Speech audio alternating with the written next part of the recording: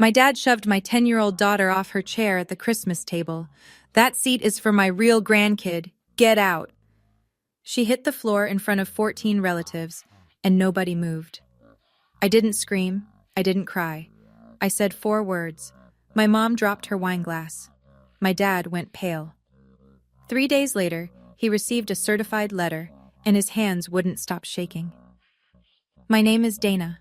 I'm 34, a single mom, and an ER nurse. And this is the story of how I stopped begging my family for a seat at their table and started building my own. If you're watching this, please subscribe and let me know in the comments where you're watching from. Now let me take you back to the morning of December 25th, the day everything changed. Most mornings started the same way, 5:30 a.m. in a cottage the size of a 2-car garage, tucked behind my parents' house at 14 Birchwood Lane. I'd stand barefoot on cold tile, pouring coffee into the only mug that didn't have a chip, while the baseboard heater ticked and groaned like it was personally offended by December in Connecticut. Lily would still be asleep in the next room, 10 years old that winter. Brown hair fanned across the pillow, one arm wrapped around a stuffed bear so threadbare you could see the stitching through its belly. She'd had that bear since the day I brought her home from foster care. 3 years old, silent, gripping my index finger like it was the last solid thing in the world. 7 years later, she wasn't silent anymore. She drew constantly, birds, houses, families at dinner tables. She read chapter books 2 grades above her level, and every few weeks, usually at bedtime, she'd look up at me and ask the same question. "Mommy, am I really yours forever?" Every time I gave the same answer.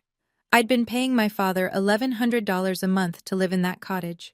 Zelle transfer, first of every month, no exceptions. I had 84 screenshots on my phone, every single payment time-stamped, going back 7 years. I kept them because I'm an ER nurse, and ER nurses document everything. That's what we do. We chart, we note, we timestamp. My father said a lease wasn't necessary. "We're family," he told me. "We don't need paper." I believed him for 7 years. I need you to remember that number, 84 payments, because it's going to matter later. Christmas at the Thornton house was a production. Not a celebration, a production. My father directed it like a man who'd spent 30 years managing a bank branch and never learned to stop managing. Every year, the long oak table set for 14 to 16. The good china. Cloth napkins folded into something architectural. A seating chart, unwritten but absolute. Richard Thornton at the head. My mother Vivian to his left. My older sister Brooke to his right, with her daughter Harper beside her, close enough to Grandpa that he could cut her meat and tell everyone how gifted she was. Harper was 8. She sat with the adults. Lily and I sat at the far end, near the kitchen door, where the draft came through and you could hear the dishwasher running. Every year. If you're wondering whether the seating was accidental, it wasn't. Nothing my father did was accidental. 2 days before Christmas, my mother called. Not to ask what Lily wanted for a gift, not to check if Lily had grown out of last year's dress. She called to say, "Don't let Lily wear anything too flashy. Brooke just bought Harper a new dress, and you know how Harper gets if she's not the center of attention." I pressed my tongue against the back of my teeth and said, "Sure, Mom." That night, I picked out a simple red sweater for Lily. She looked at herself in the bathroom mirror, smoothed the front with both palms, and asked me, "Mommy, can I sit next to Harper this year? At the big table?" I told her I'd try. I should have known then. The seating chart wasn't about chairs. It was about who counted. And in my father's house, my daughter had never counted. Christmas Day. 4:17 p.m. The sky had gone the color of wet cement, and a thin snow was coming down, the kind that doesn't stick but makes everything look like it's inside a snow globe, pretty and sealed. Lily carried a rolled-up piece of paper in both hands, held out in front of her like a candle at a church procession. She'd been working on it for 2 weeks, a painting on thick watercolor stock titled, "Our Family Christmas." Every person in the family, drawn in bright gouache, Grandpa, Grandma, Aunt Brooke, Harper, even Great-Grandma June in her wheelchair. Everyone smiling. Everyone at the same table. She wanted to give it to my father before dinner. He met us at the front door. The pine wreath smelled sharp. The porch light made the snow look gold. My father looked at Lily, then past her, the way you look past a piece of furniture you've stopped noticing. He gave her a short nod. No hug. No Merry Christmas, Lily. Then Harper ran up behind him, and the whole man changed. He crouched down, arms wide. There's my girl. Look at that dress. You are a princess. He held Harper for a good 10 seconds. I counted. Inside, Brooke was arranging place cards on the oak table. I scanned for Lily's name. It wasn't there. The main table had 14 settings. At the back wall, near the kitchen door, someone had unfolded a metal card table, the kind you use for poker, and set it with a single plate, a single fork, a paper napkin. One chair. Harper was 8 and sat with the adults. Lily was 10 and sat alone at a card table behind the kitchen door. I leaned toward my mother in the hallway. Mom, Lily can sit at the main table, right? She's 10. Vivian didn't look at me. Don't make this a thing, Dana. Dinner was halfway done when it happened. I'd been watching Lily through the kitchen doorway, alone at that card table, eating quietly, her painting rolled up beside her plate because she hadn't found the right moment to give it to my father.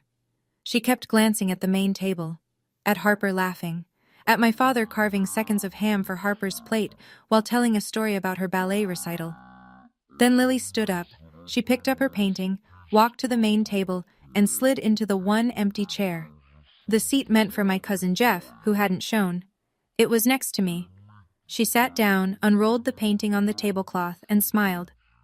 I made this for everyone, she said. My father set down his carving knife. The room didn't go quiet. It went vacuum-sealed. 14 forks stopped moving at the same time. He stood, walked around the table, stood over my daughter. That seat is for family. His voice was level, informational, like he was reading a bank policy. She is family, Dad, I said. He didn't look at me. He looked down at Lily. That seat is for my real grandkid. Get out. His hand closed on the shoulder of Lily's red sweater. He pulled. Not a punch, not a slap. A yank, sharp, deliberate, the way you'd pull a dog off a couch. Lily's body twisted. The chair legs scraped. She went off the seat sideways and hit the hardwood floor with a sound I will hear for the rest of my life. The painting landed face down beside her. 5 seconds of silence. I counted them the way I count seconds between a crash and a code in the ER. 5 full seconds. 14 adults. Nobody stood. Vivian looked at her plate. Brooke cut a piece of ham. Lily didn't scream. She looked up at me from the floor, eyes wide, and whispered one word. Mommy? I don't remember standing up. I remember being up. I remember the feel of the napkin leaving my lap, the scrape of my chair, and then I was already moving.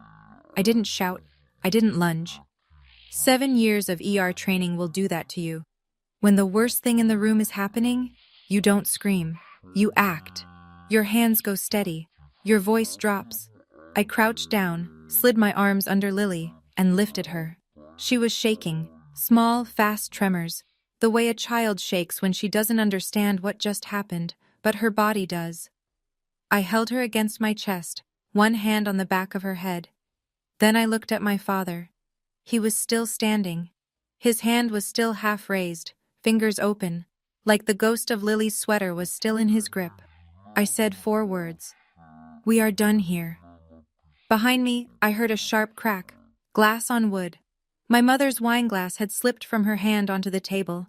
Red wine pooled across the white cloth like an ink blot. My father's face went the color of the snow outside. I picked up Lily's painting from the floor, took our coats from the hallway closet, and walked out the front door. Nobody followed us. The snow had picked up. It stuck to Lily's eyelashes. She whispered into my neck, "Are we going home?" "We're going to our home," I said. In the car, engine running, heat blasting, I pulled up the back of Lily's sweater. A red mark, already darkening, ran across her lower back where she'd hit the chair leg on the way down. I took 3 photos. Timestamp, December 25th, 7:42 p.m. Then I sat in the driveway of our cottage for 10 full minutes, engine idling, snow collecting on the windshield, and made 3 decisions that would change everything. By 9 o'clock that night, my phone had become a weapon pointed at me. 11 missed calls, 23 text messages. I read every single one, and I screenshotted every single one, because that's what you do when the gaslighting starts. You save the receipts before someone tells you it never happened. My mother, you ruined Christmas. Your father barely touched her. She's being dramatic, and so are you. Brooke, Lily slipped off the chair by herself. I saw the whole thing. Stop twisting it into something it wasn't. My Aunt Linda, Richard didn't mean it like that. He's under a lot of stress. Come back tomorrow and apologize. Be the bigger person. 23 messages. Not one of them asked if Lily was okay.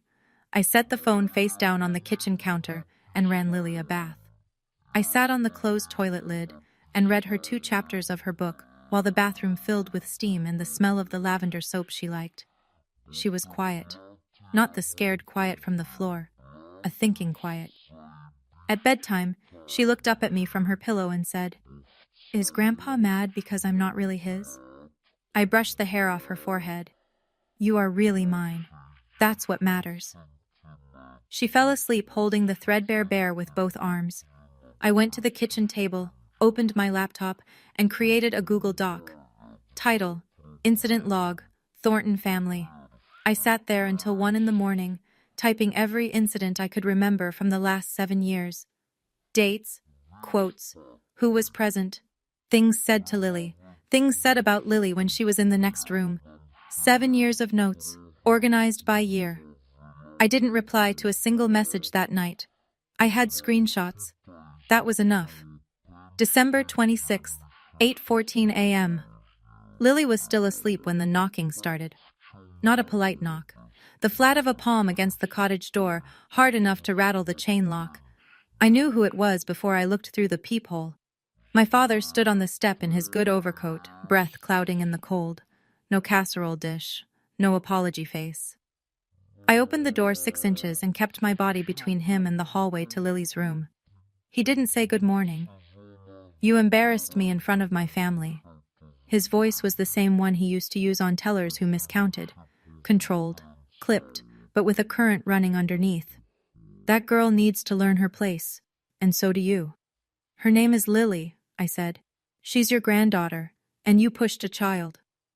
"I barely touched her." He leaned forward. "She's not even blood, Dana. She doesn't—" "This conversation is over. Do not come to this door again until you're ready to apologize to Lily." I closed the door. Deadbolt. Chain. He knocked again. Louder. Then his voice came through the wood, the way sound comes through hospital walls at 3 a.m. Muffled, but unmistakable. "This is my property. I can come whenever I want to my own property." I pulled out my phone, opened voice memos, and held it 6 inches from the door. He kept going for 47 seconds. 47 seconds of my property, my house, not even blood, and ungrateful. I stood there, phone steady, counting Mississippis the way I count compressions during a code. Timestamp: December 26, 10:14 a.m. He called it his property. I had it recorded. And somewhere in the back of my mind, a question I'd never thought to ask started forming. Whose property was it really? I need you to understand. Christmas wasn't the first time. It was just the time he used his hands. The cruelty had always been there. It was just quieter. The kind you can talk yourself out of noticing if you try hard enough. Lily's 5th birthday. My father forgot. Not forgot the way busy people forget. Forgot the way you forget something that was never on your calendar. Harper's 5th birthday, 6 months later. He rented a bounce castle and a snow cone machine and posted 11 photos on Facebook captioned, "My little princess turns 5. Brooke received $3,000 a year from our grandmother's education trust, money Grandma June set up for all great-grandchildren. I assumed Lily was included. I never checked. That would matter later. When I adopted Lily, I was 27, single, fresh out of nursing school with $40,000 in student debt and a 1-bedroom apartment that smelled like the restaurant below it. My family's reaction was not what the brochures prepare you for. My father: "At least marry someone first. Brooke, you're going to ruin your life." My mother, quieter but worse: "What if she has problems?" She meant Lily. The year Lily turned 6, my mother said, in front of Lily, at Thanksgiving, between the cranberry sauce and the green beans, "Well, she doesn't look like us, does she?" I said nothing. I cut my turkey and said nothing, because I was living in my father's cottage, paying my father's rent, and I was terrified that if I made noise, Lily would lose the only extended family she had. 7 years. 84 rent payments. I thought I was buying Lily a place in this family, but you can't buy a seat at a table where you were never welcome. You're just paying for the privilege of being tolerated. And I was so busy paying, I forgot to check who actually owned the house. December 27th. I called Grandma June. She lived at Maplewood Assisted Living, 40 minutes east, in a single room with a quilt on the bed and 3 decades of school photos on the wall. 82 years old, arthritic hands, sharp mind, and the kind of quiet authority that comes from teaching third graders for 30 years. She never needed to raise her voice because every child in the room already knew she meant business. I told her what happened. All of it. The card table, the chair, the floor, the sound. She went silent. Not the silence of confusion. The silence of a woman counting to 10 before she speaks so the words come out precise. He pushed Lily onto the floor? Yes, ma'am. Another silence. 10 seconds. I counted. Then, Dana, I need to ask you something. Are you and Lily still living in the cottage behind the house? Yes. And who told you that house belongs to your father? My stomach dropped. Everyone says it's his. He inherited it. Didn't he? The sound Grandma June made was not a laugh. It was the ghost of one. I never transferred the deed, sweetheart. That house is still mine. Every brick, every shingle, every inch of that cottage your father charges you rent for. He has been living in my house for 15 years and telling everyone it's his. I sat down on the edge of my bed. The room tilted slightly, the way it does when a patient you thought was stable suddenly isn't. I'm calling Marcus, she said. You remember Marcus Webb, from your college? He handles my estate. I did remember Marcus. Trust and estate attorney. Quiet, thorough, the kind of lawyer who reads footnotes. Grandma, what are you going to... Nobody pushes my great-grandbaby and keeps living in my house. Nobody. She hung up. And the question I'd been forming since my father's voice came through that door, whose property is it really, had just been answered. Marcus Webb called me the next morning at 8:15. He didn't waste time on small talk. Lawyers who handle estates for 82-year-old women on a mission don't have time for pleasantries. I pulled the county land records online last night, he said. 14 Birchwood Lane. The deed is recorded in the name of June A. Whitmore. There's no transfer, no quitclaim deed, no life estate, nothing. Your father has 0 legal ownership of that property. I stared at the wall above my kitchen sink, at a water stain shaped like a comma that I'd been meaning to paint over for 3 years. He's been an occupant, Marcus continued, essentially a tenant without a lease. And since he represented to you that the cottage was his property and collected rent from you, we have a situation. What kind of situation?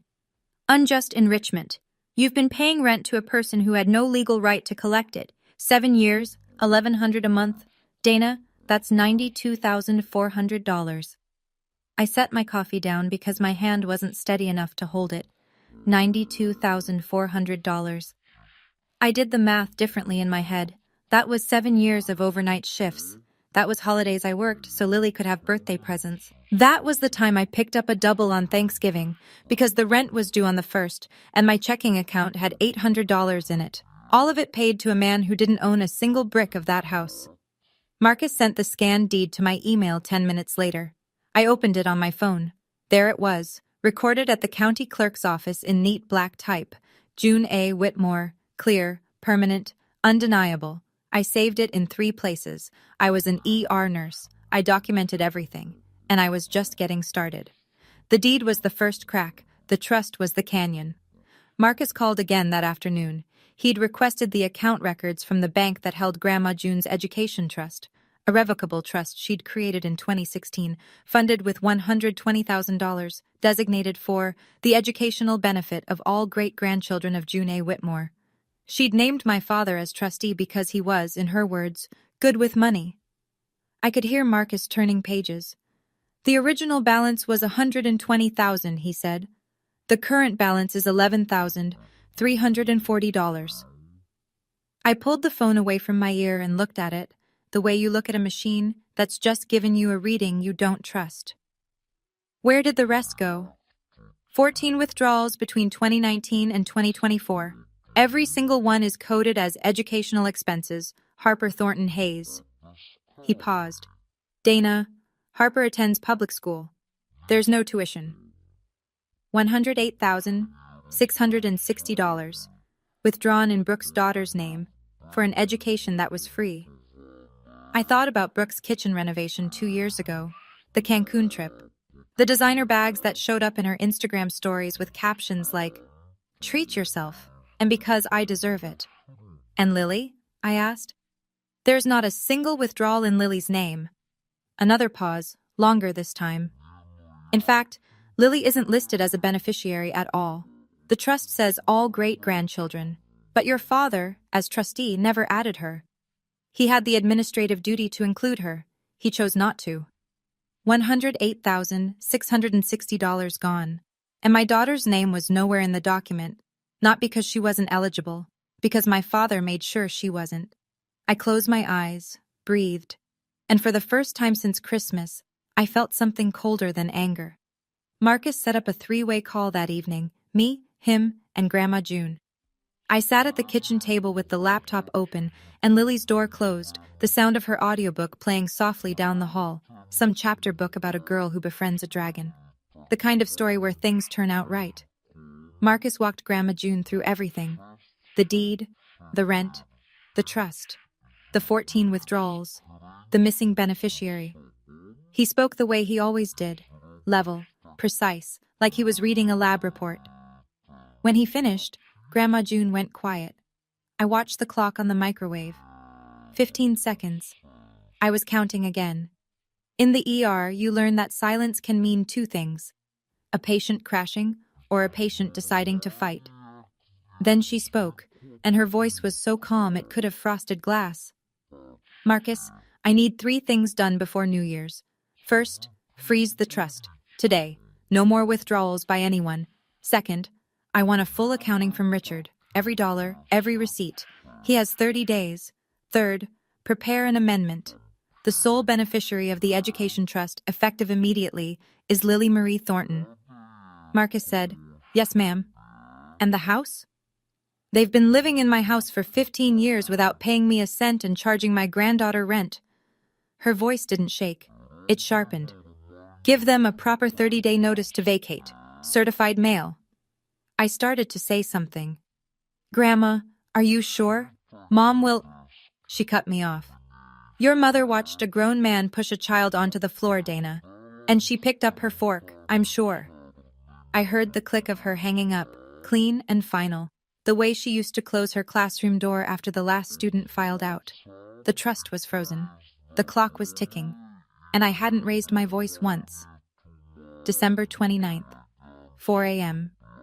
Lily asleep, cottage quiet, kitchen table turned into a command center. I'm a triage nurse. When a trauma comes in, you don't panic, you organize. You assess what's bleeding, what's broken, what can wait, and what can't.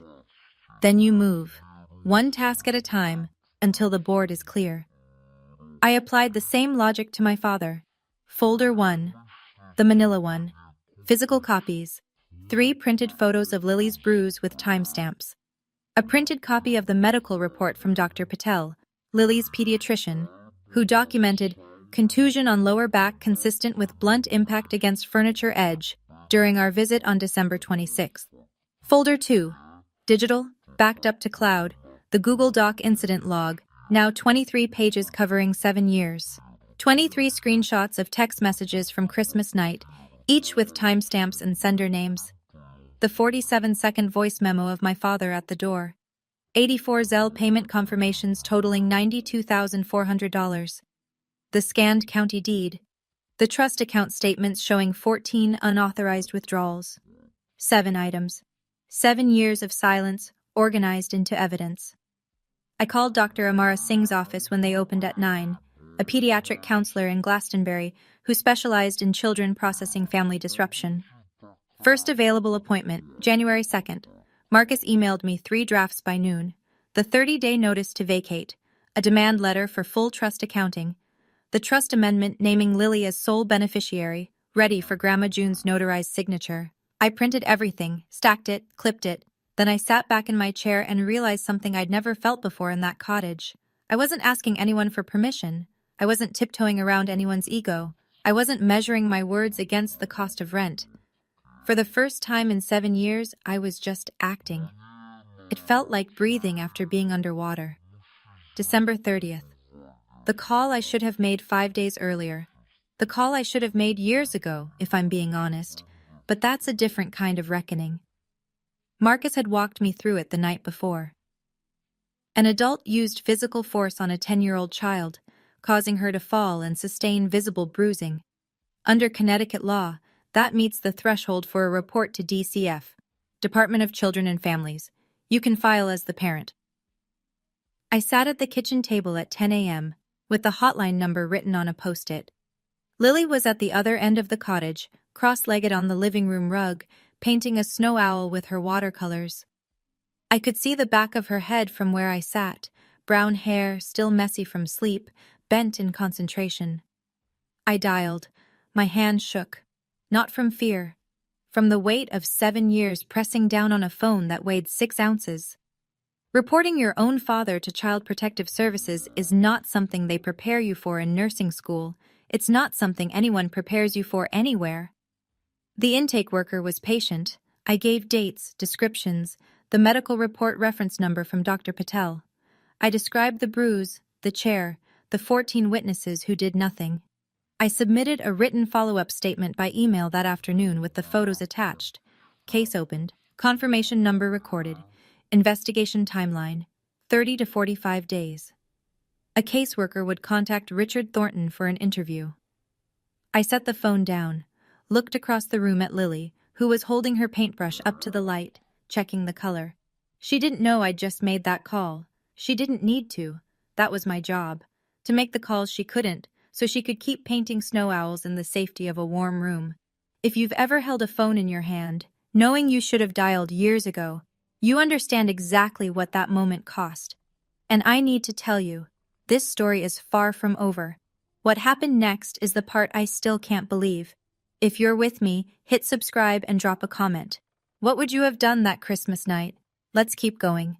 New Year's Eve. While most of Connecticut was uncorking champagne and watching the ball get ready to drop, Marcus Webb was standing at the post office in downtown Hartford, holding a white envelope stamped with the words that were about to dismantle my father's entire self-image. Certified mail. Return receipt requested. Inside, a formal 30-day notice to vacate, addressed to Richard and Vivian Thornton, for the property at 14 Birchwood Lane. The language was clean, almost gentle in its precision. Property owned by June A. Whitmore. No lease agreement exists between the parties. Occupants are hereby notified to vacate the premises within 30 days of receipt. A process server delivered a duplicate copy in person that same afternoon.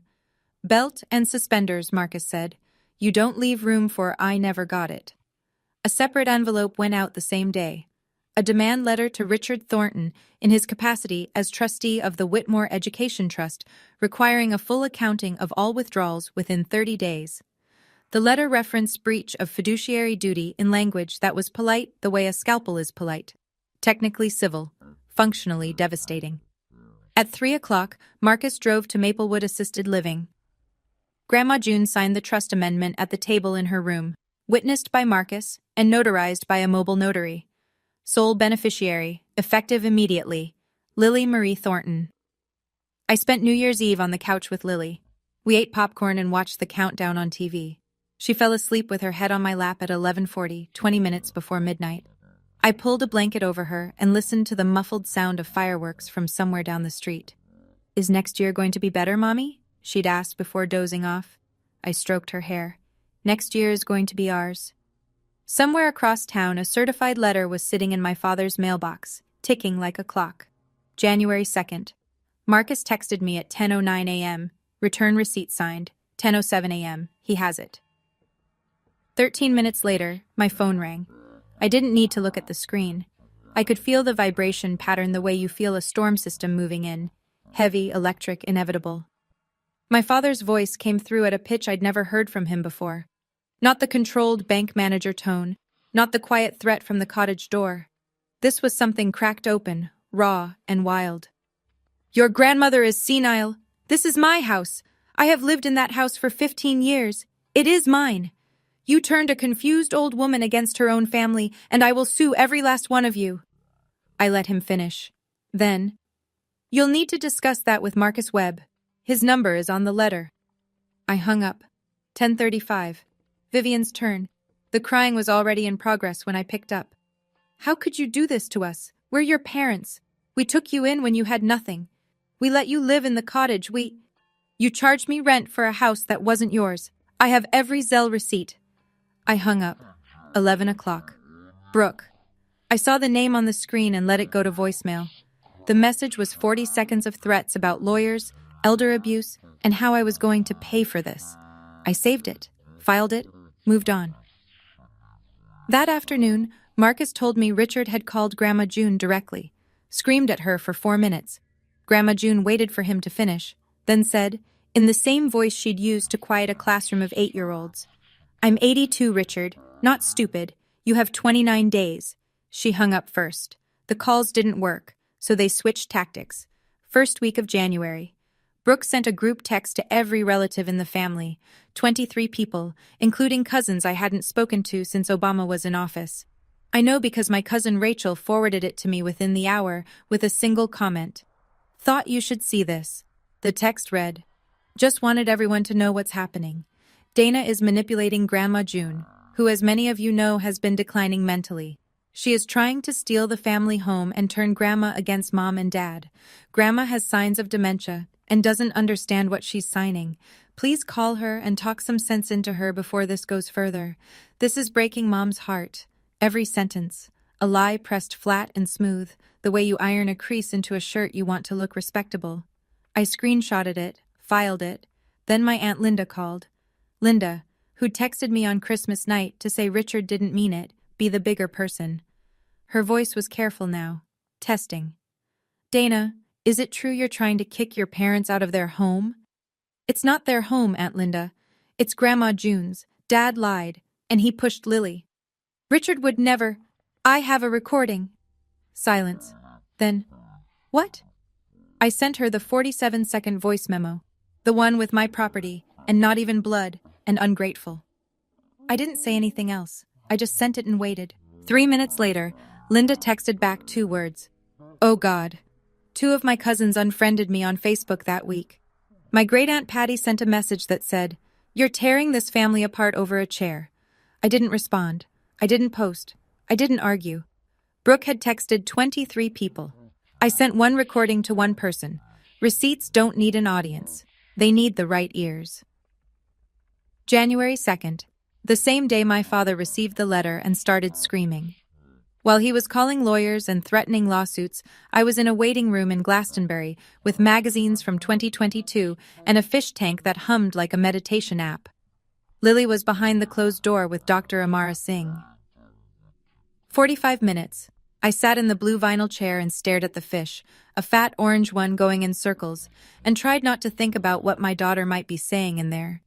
When the door opened, Dr. Singh asked Lily to pick a sticker from the treasure box in the corner, then stepped into the hallway with me. She was small, composed, the kind of person who speaks like every word has been weighed on a scale first. Lily asked me something today, she said. She asked me if she's real. I felt the floor tilt. She said her grandfather has been telling her she's not a real grandchild for years, not just Christmas. She said the other kids at family events repeat it. Not real, not blood, not one of us. She's been carrying that much longer than you think. I pressed my back against the hallway wall. The fluorescent light buzzed above us. She's resilient, Dr. Singh said. But she needs to hear, from the actions around her, not just words, that she belongs. She will, I said. I promise.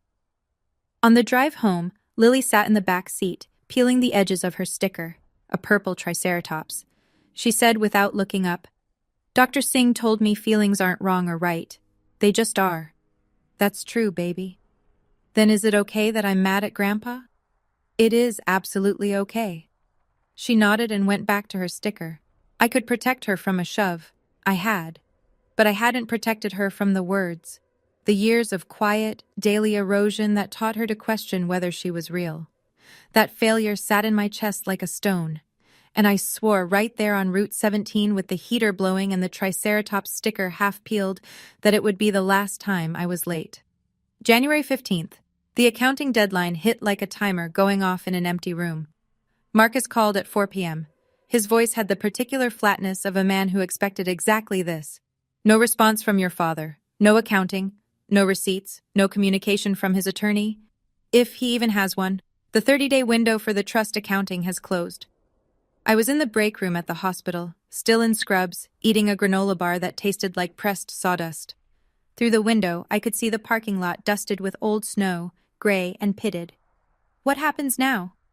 Under Connecticut statute, a trustee who fails to provide an accounting upon demand from the grantor or a beneficiary can be removed by the probate court.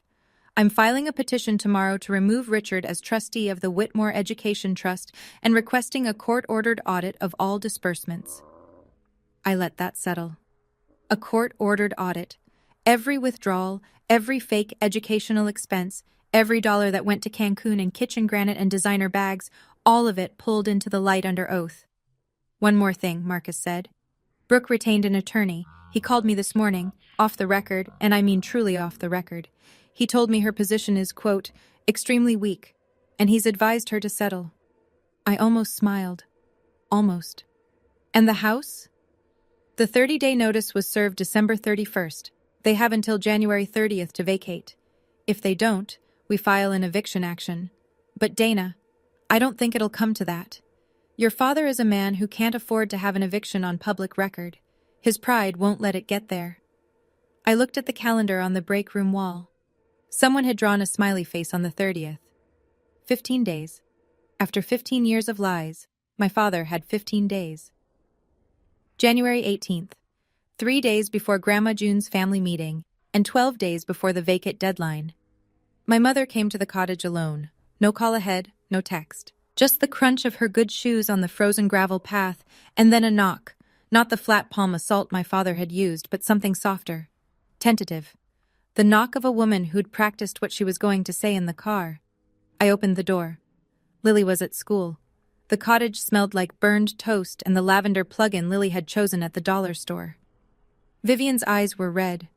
Her hands were clasped in front of her the way they always were when she wanted you to see her suffering before she made her ask. Dana, please. Her voice broke on the second word. I'm begging you. Drop all of this. Your father is having chest pains. He can't sleep. He's not eating. I'll talk to him about Lily. I promise I will. Just stop the letters. Stop the lawyers. We can work this out as a family. There it was, the word, family, loaded and aimed, the way it always was. Mom, did you talk to him about Lily in the last 7 years? When he called her the kid? When he skipped her birthday? When he didn't put her name in the trust? He's not a bad man, He pushed my daughter onto the floor. You watched. You picked up your fork. She flinched. The tears came harder. Where will we go, Dana? Where will we live? That's not my problem to solve anymore. You had 7 years of my rent to save. She stood there for another moment, waiting, I think, for the version of me that would cave. That Dana was gone. I closed the door, leaned against it, pressed my palms flat against the wood. My hands shook, not from weakness, from the physical effort of not opening that door again. January 20th, Maplewood Assisted Living. The community room on the second floor. Linoleum tile, fluorescent lights, a long folding table that probably hosted bingo on Tuesdays. It smelled like institutional coffee and lemon floor cleaner. Grandma June had made the calls herself, each one brief, each one identical.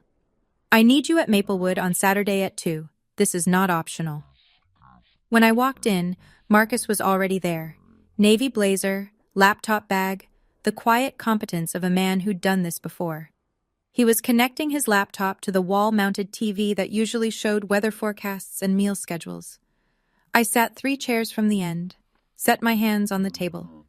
I didn't bring the manila folder. I didn't need to. This wasn't my meeting. They arrived one by one. Aunt Linda, tight-lipped, clutching her purse strap.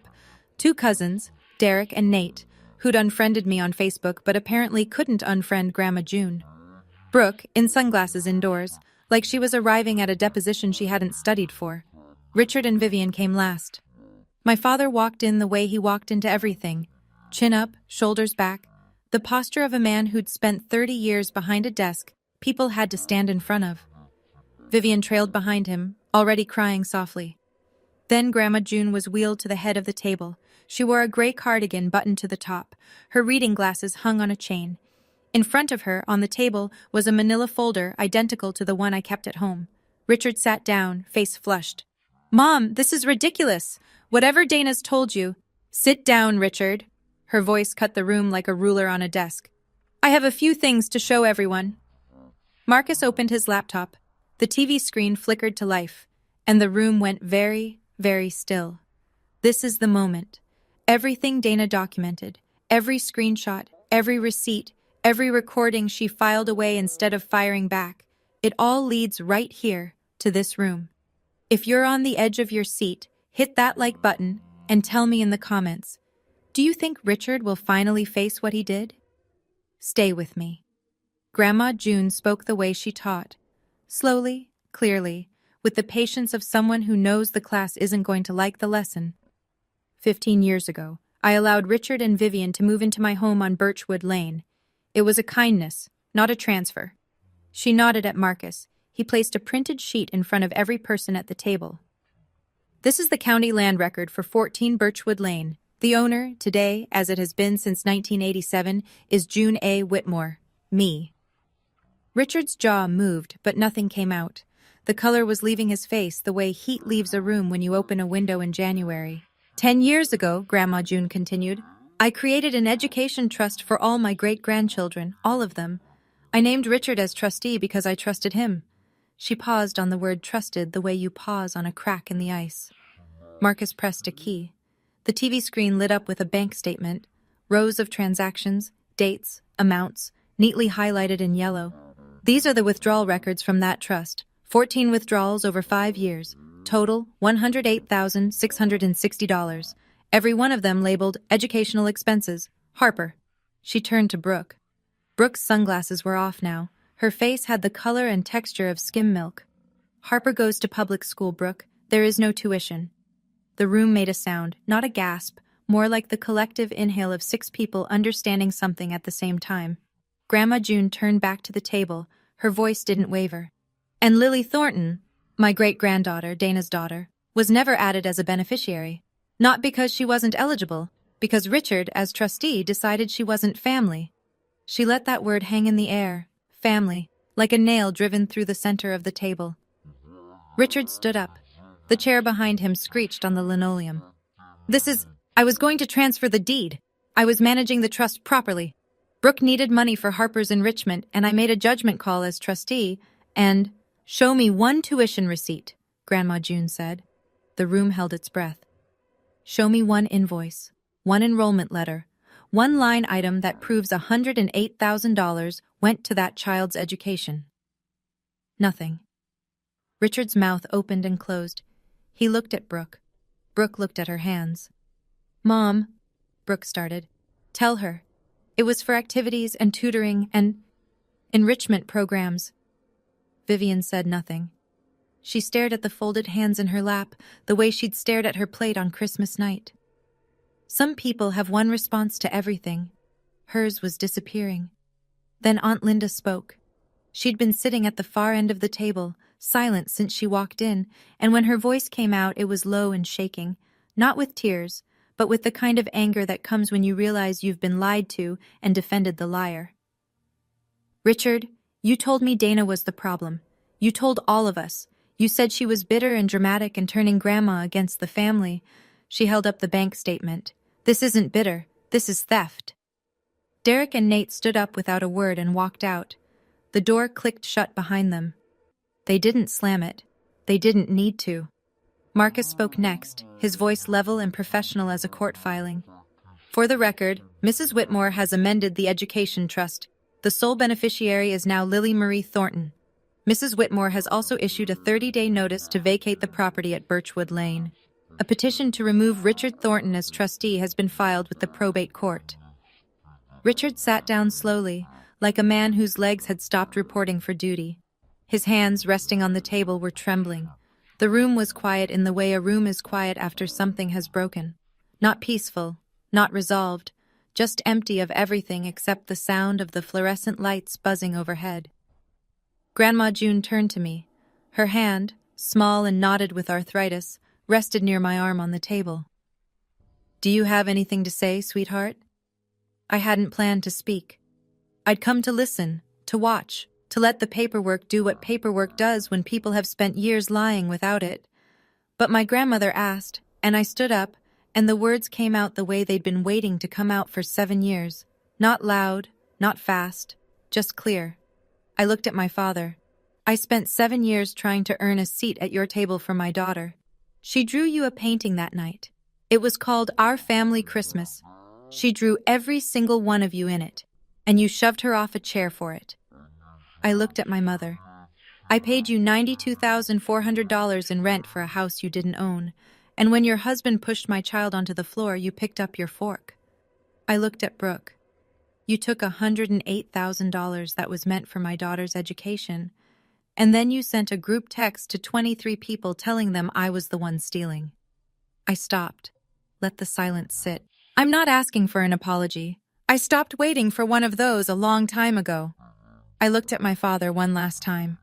"I don't negotiate with people who push children. Lily and I are done." I sat down. Under the table, Grandma June's hand found mine. She squeezed once. Firm, deliberate, the grip of a woman who'd raised 2 generations and wasn't finished yet. No one in that room said a word. The next 10 days moved with the slow, grinding certainty of paperwork doing its job. January 30th, vacate day. Marcus confirmed it by text at 6 p.m. "They're out. Confirmed with the neighbor. Moving truck left at 4. Richard and Vivian relocated to a 2-bedroom apartment in Meriden. $1,800 a month. The first rent check either of them had written in 15 years. My father didn't fight it. Marcus was right. Richard Thornton was a man who'd spent a lifetime building an image, and an eviction filing on the public record would have cracked it like a hammer through a window. He went quietly. That was the most dignity he'd shown in months. Second week of February. The probate court granted the petition to remove Richard as trustee. The judge's order was 3 pages long and included the phrase, "failure to fulfill fiduciary duties." Marcus Webb was appointed successor trustee by Grandma June. Trust balance at transfer, $11,340, plus a $40,000 deposit from Grandma June's personal savings. Lily's education fund, $51,340. Her name, finally, on the first page. Third week of February. The DCF investigation concluded. Finding, indicated. The caseworker's report documented the physical contact, the bruise, the medical report, and the 14 witnesses who did nothing. Richard was mandated to complete an anger management program. Failure to comply could result in a restricted contact order. Marcus sent my father a final demand, repayment of $14,200, 12 months of rent, the maximum recoverable under the settlement Grandma June agreed to, in order to end it cleanly. Richard had 60 days. The cashier's check arrived in 43, $14,200. It wouldn't replace what those years cost, but it would put 6 months of rent in a savings account with Lily's name on it. Brooke held out longer than my father. But receipts don't care about stubbornness. First week of March. Marcus, in his capacity as successor trustee, sent a formal demand to Brooke Thornton Hayes, repayment of $108,660 in unauthorized trust withdrawals. The letter outlined 2 options. Option 1, full repayment on an agreed schedule. Option 2, a civil lawsuit filed by the trust for breach of fiduciary duty, with Richard named as co-defendant for authorizing the disbursements, and, potentially, a fraud referral for misrepresenting personal expenses as educational costs. Brooke's attorney called Marcus within 48 hours. They settled in mid-March. $60,000, payable at $2,500 per month over 24 months. It wasn't the full amount, but Grandma June approved it. "I want the money back for Lily," she told Marcus. "I don't want a war. Wars are expensive and they break the things you're trying to save." Every monthly payment would go directly into Lily's education trust. I heard through Aunt Linda, who had quietly stopped returning Brooke's calls, that Brooke sold her Lexus and replaced it with a used Honda. The summer trip to Turks and Caicos was canceled, and Kevin, Brooke's husband, had apparently discovered the scope of the withdrawals for the first time when the demand letter arrived. Aunt Linda said the word she used was blindsided. I didn't feel satisfaction. I want to be honest about that. I didn't feel the rush that people in movies feel when the villain falls. I felt tired, and I felt clear, and I felt something close to relief. The way you feel when a bone is finally set after weeks of walking on it wrong. I told Marcus the same thing I'd told myself. I don't want Brooke to suffer. I want Lily to have what was always hers. March 14th. Marcus sent the email on my behalf. One paragraph addressed to Richard, Vivian, and Brooke, clean as a surgical note. I am requesting that you have no direct contact with me or with my daughter, Lily, until further notice. Any necessary communication should be directed to my attorney, Marcus Webb, at the address and number below. I didn't explain why. I didn't list grievances. I didn't leave the door open with phrases like, maybe someday, or when we're all ready. I just drew the line and stood behind it. Richard responded by mail. Not through Marcus, not through email, but through a handwritten letter slipped into the cottage mailbox. I recognized the handwriting, the same sharp slant he used on birthday cards when he remembered to send them. 4 lines. You destroyed this family. I hope you're proud of yourself. Your mother cries every night. This isn't over. I read it once, folded it, placed it in the manila folder, did not respond. In April, Vivian sent Lily a birthday card, pink envelope. Inside, 3 words in her looping cursive. Love, Grandma V. No mention of Christmas. No mention of the floor. No mention of anything that would require acknowledging what had happened. I held the card for a long time, sitting on the edge of my bed after Lily had gone to sleep. Part of me wanted to give it to her. The part of me that had spent 7 years believing any connection was better than none. I put it in a drawer instead. Not forever. Just not yet. No contact wasn't punishment. I want to be clear about that. It was the first boundary I'd ever drawn that I actually kept. It wasn't a wall built from anger. It was a door, closed gently, with a lock I chose not to hand the key to. Like the oxygen mask on an airplane. You put yours on first, so you can breathe long enough to help the person beside you. May, Connecticut, in May, smells like mud and cut grass, and the particular sweetness of apple blossoms opening along the fences on Birchwood Lane. We moved into the main house on the first Saturday of the month. Grandma June insisted. It's your home now, she said when I tried to argue. It always should have been. Marcus was handling the deed transfer, a gift deed from June Whitmore to Dana Thornton, clean and legal and real. After 15 years of my father calling it his, the house would belong to someone who'd never once claimed to own something she didn't. Lily chose the upstairs bedroom with the window overlooking the backyard. She stood in the doorway for a full minute, just looking. It was 3 times the size of her room in the cottage. Light poured through the glass and hit the hardwood floor in wide yellow stripes. This is mine, she said. This is yours. She hung one thing on the wall that first day, the painting. Our family Christmas. The watercolor from that night, edges soft from where it had hit the floor, one corner slightly creased from being carried to the car in the cold. She smoothed it flat and pressed a piece of tape on each corner. She still saw Dr. Singh every 2 weeks. One afternoon in late May, she came out of her session and said to me in the parking lot, with the sun on her face and her backpack hanging off one shoulder, Dr. Singh says I don't have to earn belonging. I just belong. I cried, right there next to the car, in broad daylight, for the first time since Christmas. Grandma June visited every Sunday. They baked, they painted, they read together on the porch while the bees worked the garden. June called her my girl. Lily called her Great-Grandma June. The education trust stood at $51,340, growing by $2,500 every month. Enough by the time Lily turned 18, for a future she could choose for herself. June. A Tuesday evening, warm enough to leave the kitchen window open. I was at the stove, wooden spoon in hand, steam rising from a pot of the pasta Lily liked, the kind with the little bow ties, because she said they looked like butterflies.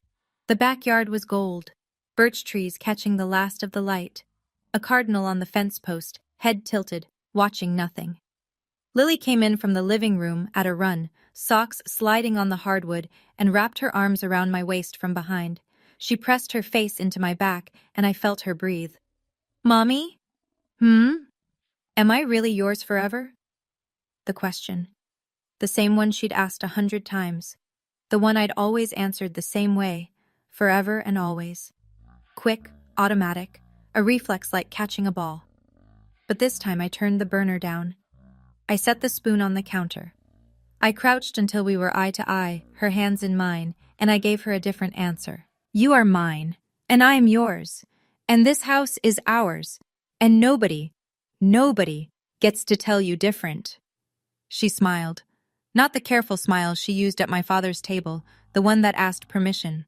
A real smile, wide and unguarded, the kind that starts in the eyes and doesn't stop. I hadn't seen that smile since before Christmas. Later, after she was asleep, I walked past her bedroom. The door was cracked open. The hallway light fell across the wall where the painting hung. Our family Christmas. But it was different now. She'd added to it. New figures in bright gouache beside the original Dana and Lily. A small woman in a wheelchair, Grandma June. A lady with dark hair, Dr. Singh. A man in a blue blazer, Marcus. The people who showed up. The people who stayed. The people who never once asked her to prove she was real. No Richard. No Vivian. No Brooke. Smaller family. Truer one. I leaned against the doorframe and listened to my daughter breathing in a room that was hers, in a house that was ours, in a life we'd built not from silence, but from the moment I finally broke it. Family isn't the people who gave you a chair at their table. It's the people who'd never take yours away. That's my story, mine and Lily's. If you've ever had to choose between keeping the peace and keeping your child safe, I hope this gave you permission to choose your child, every single time. If this story stayed with you, hit subscribe, leave a heart below, and check the description for the next one. Because every kid deserves someone who says, "We are done here," and means it. Thank you for staying until the end.